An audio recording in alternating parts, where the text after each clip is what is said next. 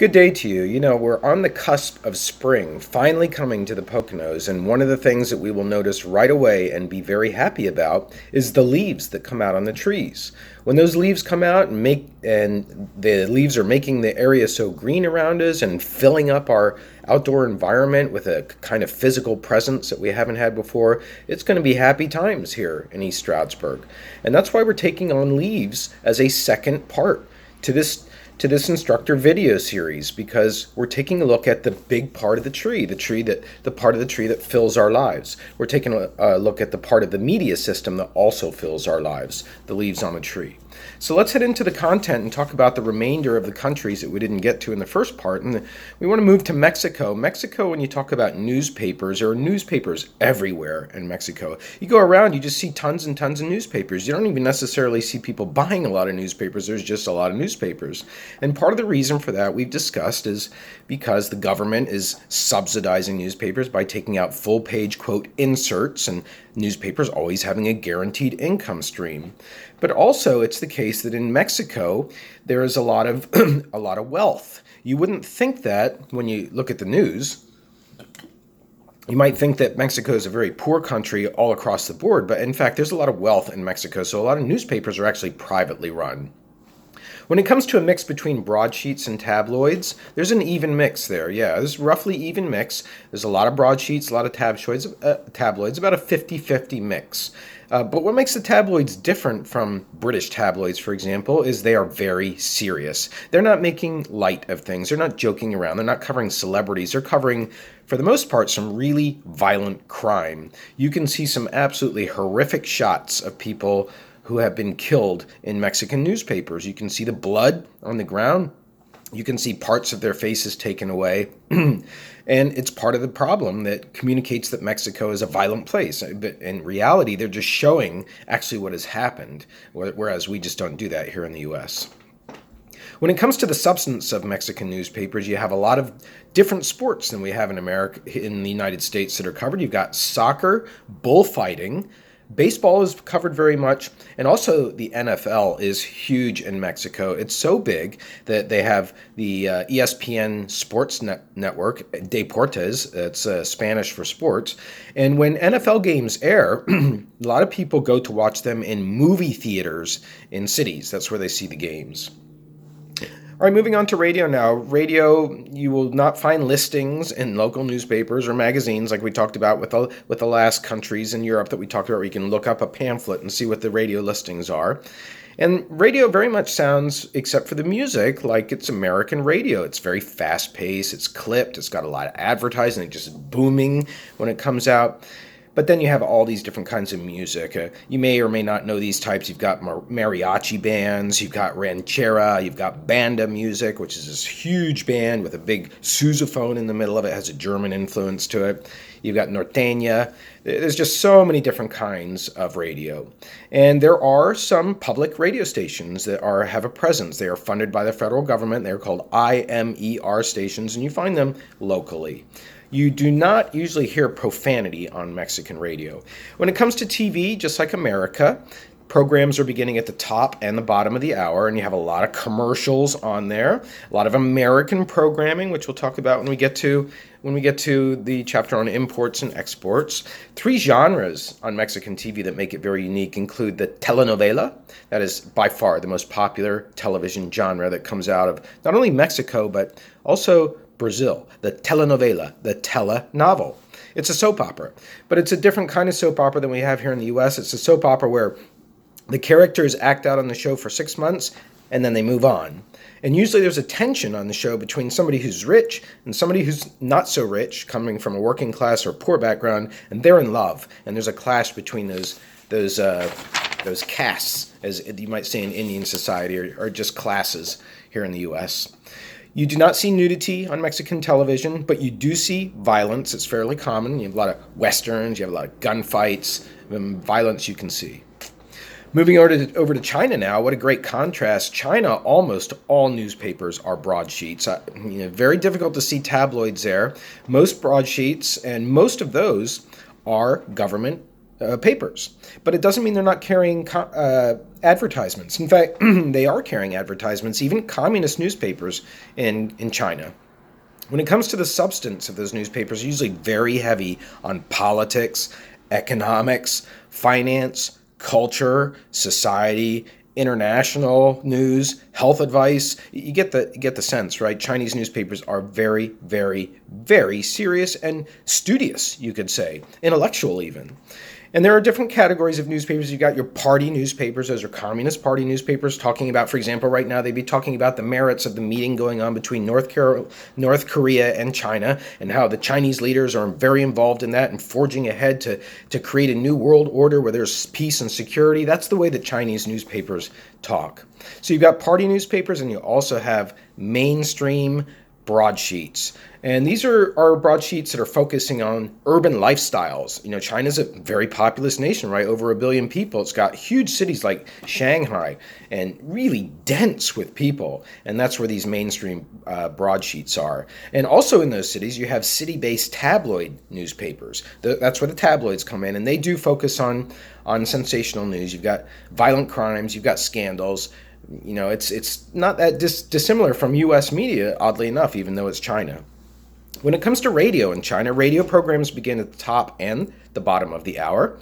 And the national radio programs are very, very patriotic. They're paid for by the government, and they're talking about the Chinese people as a nation and how proud China should be of its long-lasting heritage. Did you know, for example, that paper was invented in China? Yeah, we often don't think of China as an innovating nation, but it's got a long history where many things that we have in our culture today are coming from China.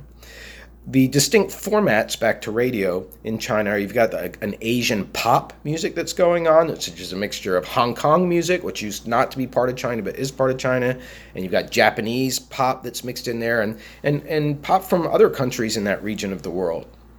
You also have talk radio, and profanity and sexuality are just completely taboo. It's not even as if the stations are trying to refrain from it. It's just not on their minds. People are not really thinking. Well, I can't speak for people thinking, but you just don't hear sexual references in China. When it comes to TV programs do begin at varying times during the day. They can begin at the beginning and at the end. And a lot of times you will see festival celebrations in Chinese TV programs, where there's a parade going down the street, or there's some kind of celebration going on in a town that's marking the history of an event that occurred in that town. Celebrations are very big. Ads you can also find on Chinese television. Again, even though it's a communist nation, you've got advertising being mixed in there. When it comes to distinctive genres on Chinese television, you've got one distinctive genre is the investigative news report, which you may find to be odd in a communist society. But actually, that is a very controlled kind of investigation, that takes place at the municipal level. So it's all about rooting out corruption within East Stroudsburg government, if that was the municipal government in China. But it's never going to go to the national level, to party investigation, to national government investigation. It's about rooting out corruption, bribes, extortion at the local level. A bigger TV genre in China is the melody drama. This is where you have actors on stage in elaborate Chinese costuming. We're going to take a look at that in this class. And they are both singing and acting out a narrative that teaches a moral about Chinese culture, like patience, the value of having patience. That would be taught in these very elaborate melody dramas. Violence, nudity, and sex completely prohibited, as you might expect in China. Moving to Ghana now. Ghana, almost all the newspapers, because of the revolution that they went through just 20 years ago or so, almost all the newspapers are very serious, and they're almost all in tabloid shape. It's just a function of what can those newspapers afford, and the tabloid is cheaper to produce. And the print quality, in fact, is very poor in a lot of these newspapers. Sometimes the newspaper arrives and the print is all blurry because it's, come up against something moist and it's been smudged. There are very few ads, not because there's a move against ads, but because there's not enough money for people to go out and purchase consumer products in many parts of Ghana. So why would you need an ad to get them to do that?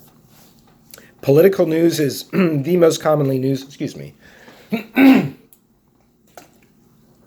Political news is the most common news in Ghana. Almost every newspaper is covering politics. Radio is, as we've mentioned before, by far the most popular medium in Ghana. It's because it has an oral quality to it. It's cheap. It reaches parts of Ghana that other media cannot meet. And it speaks to local, tribal customs and cultures. And you hear a lot of local music. You hear a lot of local discussion about getting a new road to come into this group of houses. These are the things that are talked about on Ghanaian radio. When it comes to television, a lot of stations don't even broadcast 24 hours. They don't have the programming to be able to do that, so they sign off at night. And when it comes to typical genres, it's just a lot of discussion programs in Ghana. Really, they're very cheap to produce, so you have two talking heads, as they call it, talking about how can Ghana be further developed. You also have a lot of television church on Ghanaian television. A preacher. Again, quality of television is going to be very poor by our televangelist standards. And then you have a lot of indigenous culture programming that's trying to reassert the Ghanaian culture that was suppressed by all those colonial slave trading times when the English culture came in. You still see English schools in Ghana. You see people coming out dressed up in English school uniforms. Well, Ghanaian television is trying to bring back the native African dress of Ghana, so you see elaborate costuming. You can see that in a photograph in the book with two news anchors even who are wearing Ghanaian clothing. Now we come to the very final country, and that's Lebanon. In Lebanon, most newspapers are broadsheets, but what makes them different above all else from all the other newspapers in this class, in these countries, is the writing is in cursive.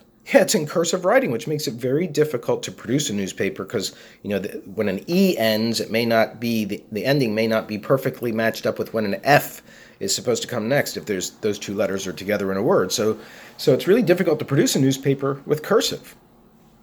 When it comes to and those newspapers, as we have mentioned before, are extremely narrow in their interests. They're very serious, and they're very much focused on an ethnicity or a religion.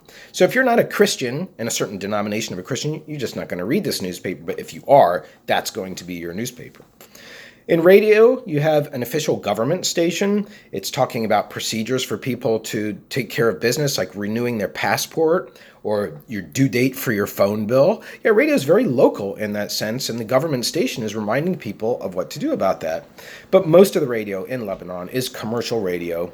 And you have a lot of stations that are doing more than just Arabic songs. You've got Arabic, you've got French, you've got English, you've got Italian songs. It's a mixture in Lebanon, just like Lebanon, the country is. Again, it's a country that has been invaded, stepped on. It's a very tiny country. You have to go through it to go between the East and the West.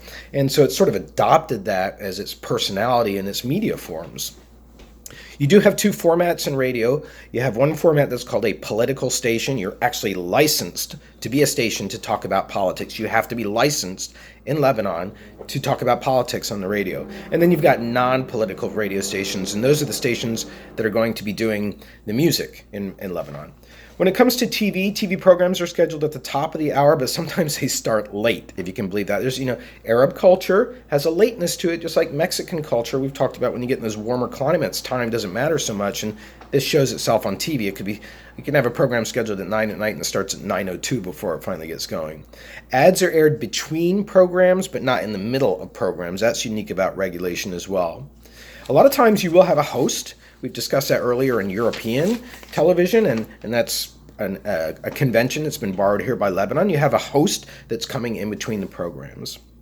When it comes to distinctive genres in Lebanon, you've got a political satire genre where they will try to spoof politicians. You can imagine somebody like Donald Trump, if that person was in Lebanon, they would be portraying them with a puppet and big, tall, orange hair, for example, and then exaggerating their characteristics and their mannerisms. That would be part of the satire. They have a lot of interview shows on television in Lebanon, very similar to Ghana. And then they have this poor imitation of foreign comedy type show where they bring in shows that are models on the Big Bang Theory, for example, and they try to imitate it, but they do it with Lebanese actors, and it's a lot poor quality, but the structure of the show, having a brainy person, is going to be borrowed from another country, usually the United States. So that's going to wrap up our second part on media content. Have a great day.